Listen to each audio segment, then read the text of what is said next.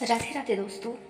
हम रामायण की एक सीरीज शुरू कर रहे हैं जिसमें शुरुआत बालकांड से होगी और इस सीरीज के अंत में हम क्विज ऑर्गेनाइज करेंगे और सही जवाब देने वाले को मिलेगा कैश प्राइज। तो उसके लिए आपको सीरीज को पूरा सुनना होगा क्योंकि हम सीरीज में ही बताई गई जो कहानी है उसमें से ही प्रश्न को पूछेंगे।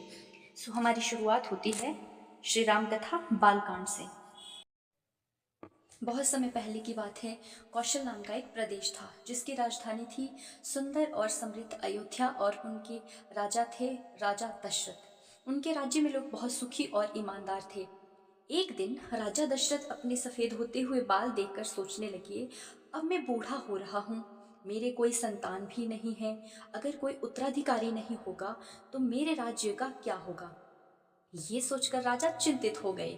उन्होंने गुरु वशिष्ठ जी को बुलाया और अपनी चिंता बताई।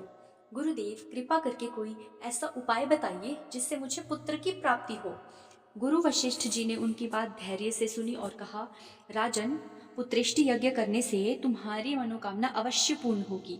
दशरथ गुरु जी की बात मानकर तुरंत मंत्रियों को यज्ञ की व्यवस्था करने का आदेश देते हैं और तीनों रानियों को भी ये शुभ समाचार देते हैं। इस यज्ञ को श्रृंगी ऋषि ने संपन्न किया था और इस यज्ञ के समापन पर राजा सबको उपहार और धन धान्य से भरपूर भेजते हैं और यज्ञ के प्रसाद को तीनों रानियों में बांटा जाता है, जिसके पश्चात तीनों रानियां गर्भवती होती है। कौशल्या, जो कि सबसे बड़ी रानी थी, उन्होंने श्री राम को जन्म दिया। कैकेयी से भरत और सुमित्रा से लक्ष्मण और शत्रुघ्न का जन्म हुआ। इन पुत्रों की प्राप्ति पर पूरे अयोध्यावासी झूम उठे और अयोध्या में उत्सव मनाया गया। तो ये थे श्री राम के जन्म की कथा।